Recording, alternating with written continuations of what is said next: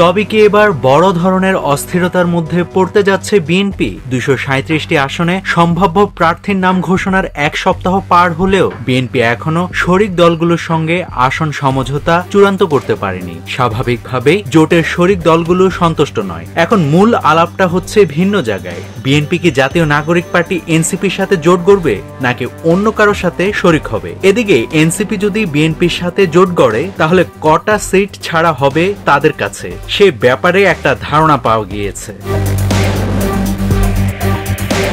রাজনৈতিক বিশ্লেষকদের ধারণা, বিএনপির প্রার্থীরা মাঠে নেমে যাওয়ার পরে আসন ছাড় দেওয়ার সিদ্ধান্ত কার্যকর করা কঠিন হবে। বিএনপির শীর্ষ নেতারাও স্বীকার করেছেন যে শরিকদের জন্য আসন চূড়ান্তে দেরি হলে দলের সম্ভাব্য প্রার্থীদের নিয়ন্ত্রণে রাখা বেশ কঠিন হবে, কারণ অনেকে পরে স্বতন্ত্র প্রার্থী হিসেবে মনোনয়ন জমা দিতে পারেন, যা শরিকদের জন্য বেশ বিব্রতকর।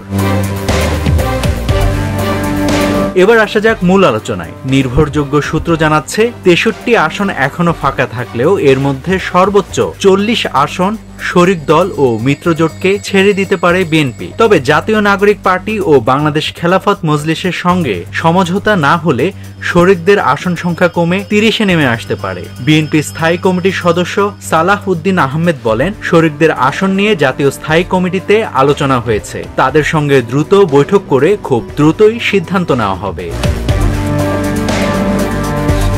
অন্যদিকে বেশ কিছু শরিক দলের শীর্ষ নেতা জানান, তাদের প্রত্যাশিত আসনে বিএনপির সম্ভাব্য প্রার্থীরা প্রতিদিন বিভিন্ন কর্মসূচি পালন করছেন, গণসংযোগ করছেন। এতে শরিক দলের নেতারা নিজেরা মাঠে নামতে পারছেন না। বিএনপির প্রার্থীরা একই আসনে প্রচারণা চালালে উত্তেজনাকর পরিস্থিতি তৈরি হতে পারে বলেও জানান তিনি।